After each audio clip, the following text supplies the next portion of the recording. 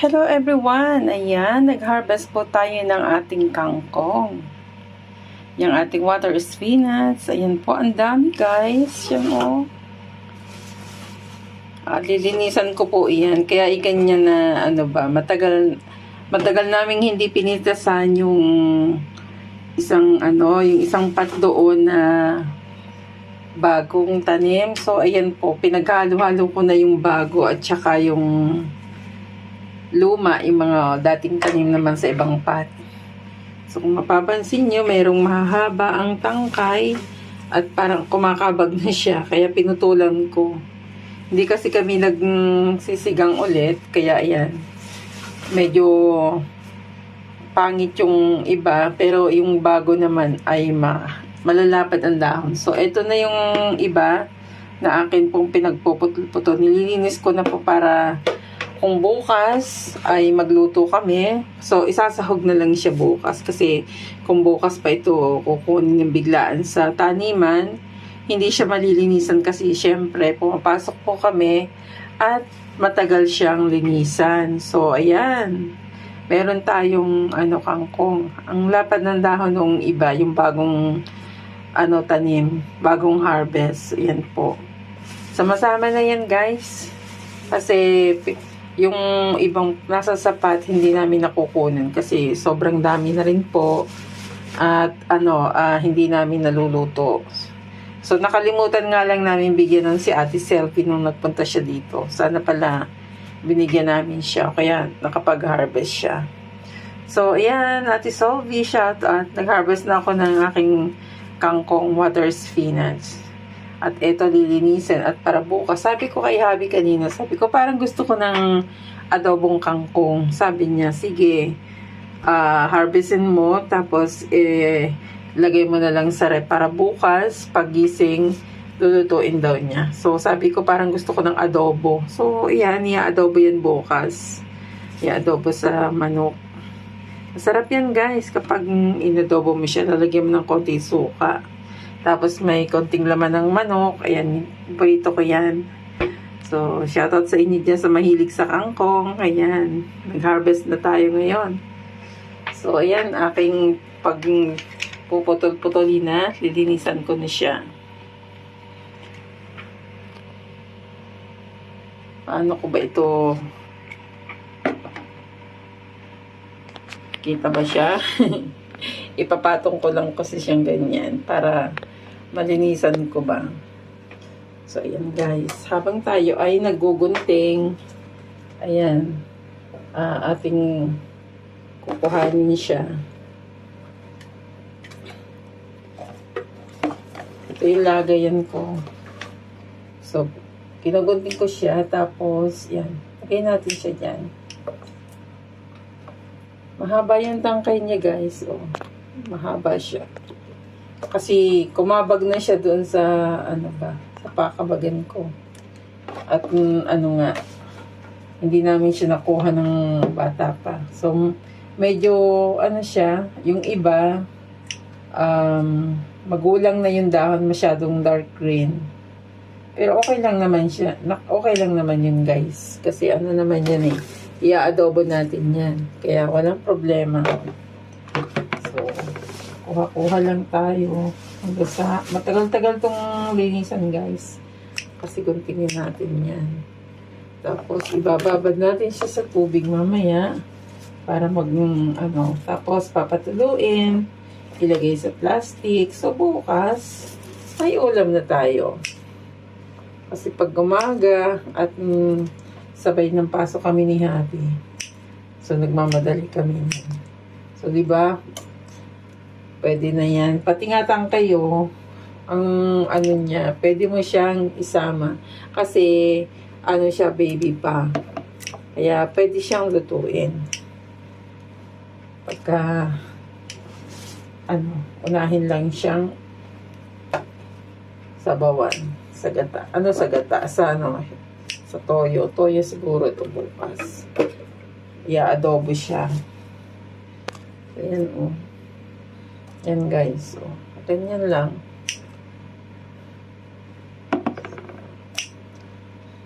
Marami tayong nakuha. So, Sa lutuan lang.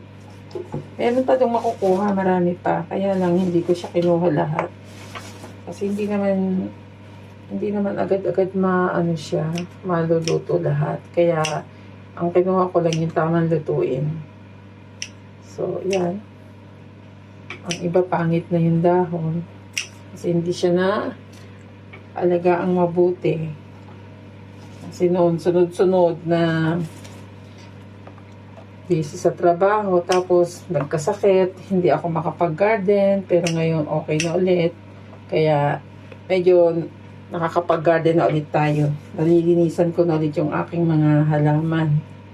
At awa ng Diyos guys, yon yung aking nabuhay na tomato, pakikinabangan na. Kaya lang may siya, may harang siya doon kasi nga para hindi mapuntahan ng aso dito sa aming villa. Kasi meron ditong aso. Sa kaibigan namin yun. Binigay yun dati sa akin ng baby pa. Kaya lang inayawan namin. Gawa ng naninira siya. Yung aming sofa, yung ilalim, kinagat niya. Tinanggal niya yung takip sa ilalim. Tapos, yung tsinelas ni Habi, yung salamin, sinira niya. So, inayawan namin siya. Pero mabait siya guys. Sa totoo lang mabait siya. Malambing yung aso. Kaya lang, yung lambing niya, harot niya, hindi namin gusto. Kasi minsan, sobra na yung kanyang paglukso-lukso. Hindi kasi siya na laygate. Babae yun guys, yung aso dito. Kung makikita niya kung minsan nandito lang niya sa amin sa paligid. Pag naandyan yung kaibigan namin, yung aso niya, hinahayaan lang niya sa labas.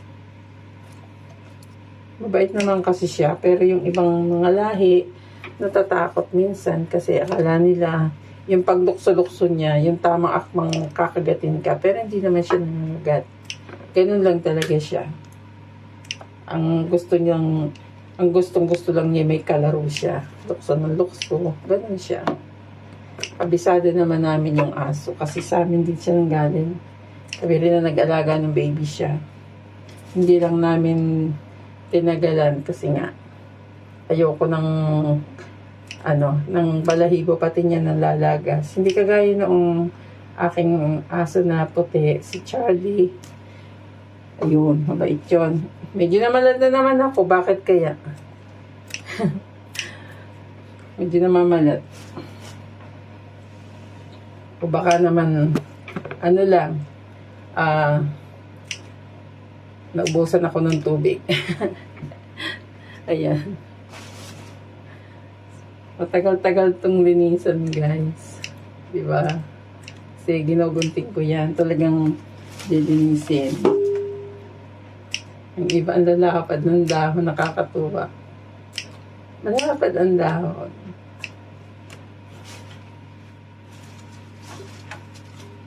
Mahilig kasi ako magtanim guys, sa totoo lang. Simula nung lumipat kami dito. Kasi dati nakatira kami sa flat, hindi naman kami pwedeng magtanim.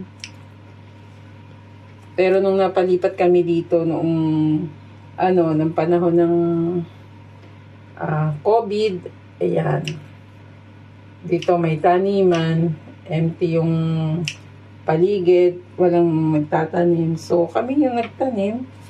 Sabi nila nagtatanim daw, may nagtatanim din dati dito. Kaya lang hindi nakakabuhay. Sabi nila. Pero ako, ang ginawa ko, guys, yung lupa, binungkal ko talaga siya. Sabihin mong summertime. Ko talaga siya, binungkal ko siya bago ko tinaniman.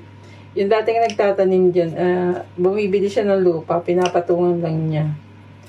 Ako hindi. Talagang ko yung tawag dito, yung lupa. Ang tigas-tigas nun, guys. Binungkal ko talaga yan. Naging that time na yun, COVID pa noon. Medyo okay na ng panahon na yun. Pero hindi pa ako gaanong pumapasok kasi hindi ako pinapapasok pa ng amo ko noon.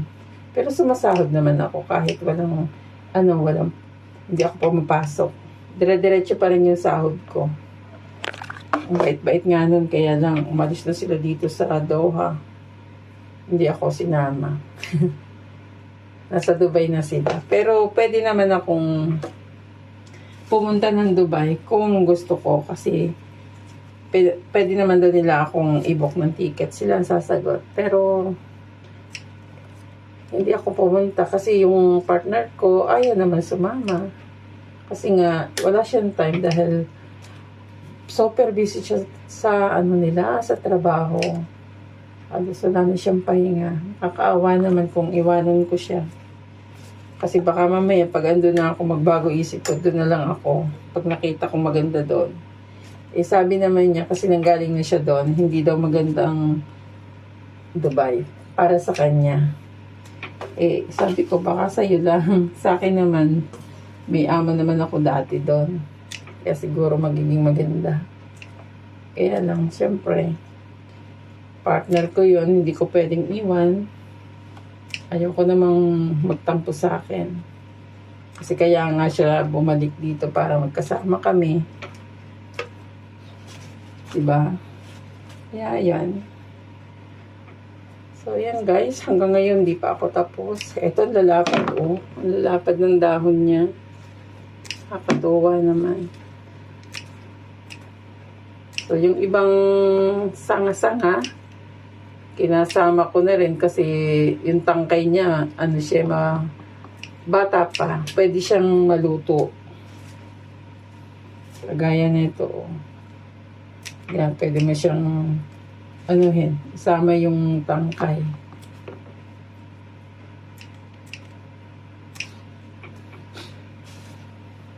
Medyo matagal-tagal maglinis nito guys, sa totoo lang. Kasi siya yung bang hindi siya tawag dito. Hindi kagaya nung nabibili natin na malalaki, yung dire-diretso siya. Kasi ito, ang iba't kumabag na siya. Humaba na siya ng humaba. Hindi ko kasi siya nakuha kaagad. Kagaya nito, ito maganda to. Pwede mo siyang pagdalawahin gunting lang kasi nga baby pa siya. Yung kagaya nito, hindi mo na siya kailangan guntingin. Kasi okay na siya. So, ang iba kasi nito, kaya kailangan mo ring linisan. Hindi po pwede dahil mayroong pangit ang dahon. Ito, kahit na green na siya, okay naman. Kasi maganda yung pagkadahon niya at green na green. Ayan. So, marami na tayong nalilinisan na kangkong. May oras talaga guys na ako'y namamalat. Ewan ko ba kung bakit ganun. Sabagay, nung gabi pala, kumanta ako ng konti doon sa live ni Ate Liway. Ayan. Kumanta ako dyan. Ilang kanta lang naman ako. Kasi late akong umakyat doon. Gawa ng namalengke kasi kami ni Happy ng gabi. So late din kami nag-ayos pa ng aming pinamili. Tapos nagluto pa. Ayun. Kaya yan. Late na kaming natulog din ng gabi. Ganun kasi ako guys. Pagka yung medyo parang napagod at kulang sa tulog, ayan. Minsan yung boses ko talaga parang namamalat. Pero hindi naman talaga totally malat. Hindi naman ako inuubo kasi awa naman ng Diyos, gumaling na yung ubo ko. Diba? Ang tagal-tagal ko nung inubo. Grabe. Buwan yun bago ako. Ang tagal ko nagpahinga. Hindi ako gaano nag-gadget kasi nga bawal sa akin. Pinapagpahinga. Tapos ngayon, alhamdulillah, okay na ulit. Medyo nakakapag-support ulit tayo sa mga kaibigan. Pero hindi man lahat nasusupport natin. Pero nakakabisita na, hindi na kagaya ng dati. Talagang as in zero. Kasi pag nasa bahay ako, ang sakit ng ulo ko. Tapos gusto ko lang lagi ako nakahiga. Kasi para ako nahihilo, ganun. Ganun ako dati, nung panahong mahina yung katawan ko. So, ayan guys, kakaunti na. Ang dami na, oh. Ang dami nang nakuha ko. So, ayan. Pero na, ito kagaya nito, baby pa to. Hindi mo na siya kailangan kuntingan. Ito, manipis yung sanga niya kasi nga kumabag na siya. Hindi ko siya napitas agad. Dapat pagka ganong lumalago na ang kangkong para maganda at sariwa, maganda yung baby siya. Dapat kinukuha kagad. Kasi nung panahon na yun, hindi nga ako makapag-garden. Tapos si Habi, ayaw din naman niya na siya yung mag-harvest ba. Kasi sabi niya, baka mamaya pagalitan ko kasi minsan pag siya nag-harvest, hindi tumutubo ng maayos yung aking mga tinanim. So magagalit na naman daw ako sa kanya. So kaya hindi siya nakikialam.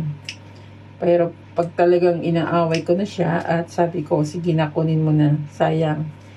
Magugulang lang yan, sabi ko sa kanya. Di mamatay kung mamatay. Yun ang sabi ko. Yung pag nagsalita na ako ng gano'n, that means, alam niyang galit na talaga ako. Kaya kikilos na yung papunta na yun ng, sa likod. Para mamitas ng mga tanim. Kasi yung iba, kagaya ng okra, hindi niya kinukuha. Pero palagi naman siya doon sa likod, binibisita niya. Kasi nagdidilig din siya ng mga sitaw ko. Kagaya ngayon, ang daming bunga ng sitaw. Hindi pa rin namin hina-harvest. Pero baka isang araw, kukunin na namin yung sitaw pag nagsigang naman siya. Diba? Ang ganda kapag yung may tanim, meron kang aanihin. Di ba na kailangan pumunta ng palengke para bumili. Kasi minsan lang naman yan sa isang taon. At madali namang magtanim kasi nga maganda yung weather. Pero kung tag-init yan, hindi ka makakabuhay ng mga ganyan. Yung talong ko, ayun, may nakita na akong bulaklak. Siguro, pero matagal pa naman bago mapitas yung yung talong. Kasi baby pa yung niya, yung tawag dito, yung puno, yung bunga niya. So, ayan. Malapit na tayong matapos maglinis ng ating kangkong. So, ayan. Kakaunti na. Ito, mahaba ng pagkadahon niya. Kakatuwa naman. Pero iniisa-isa ko lang siya. Kasi medyo may edad na yung katawan. Kaya hindi mo siya pwedeng isama. So, ayan. Ito, kagaya nito, baby pa. Mapapansin naman natin kasi yung tangkay niya madilaw at manipis. Kaya, pwede mo siyang isama sa pagluluto. Meron kasing tangkay kagaya nito, matanda na to. Sa ibang pot naman to kinuha ko. Ginuntingan ko kasi para mag-baby ulit yung sisibol siya ng maganda. So, yan. Patapos na tayo, guys. Diba? Shoutout po sa lahat ng ating mga kaibigan dyan. Sa mga nanonood, maraming salamat po. Sana huwag kayong magsawang suportahan ang aking mga ini-upload na video. Hindi man siya kagandahan. Sana huwag kayong magsawa.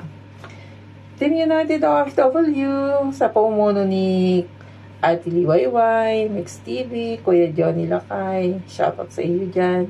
At sa buong team ng ating United OFW, at mga admin, sponsor, sa lahat-lahat ng ating mga ka-group.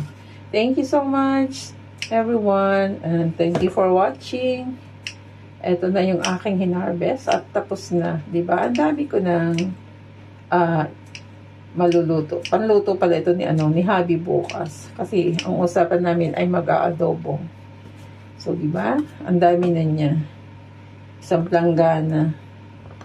Ayan. Sampungga na siya. Diba? O yan na guys, ang ating na-harvest na linis. So, dilinisan na lang ito at tutubigan para i-drain naman siya. Ayan, ganyan lang siya. Bababa rin natin po sa tubig. Tapos, patutuluin at ilalagay natin siya sa ref para maging fresh yan. Ayan. So, ayan lamang guys. Maraming salamat sa inyong panonood. Thank you so much. And see you in my next vlog. Ayan. Ang ating kangkong. Ibabad muna natin sa tubig. Tapos, i-drain maya-maya. Para fresh na fresh yan pag inilagay natin sa plastic bag. Yan namin guys. Maraming salamat. Ito na yung ating kangkong. Malinis na. Bye-bye. And see you in my next vlog.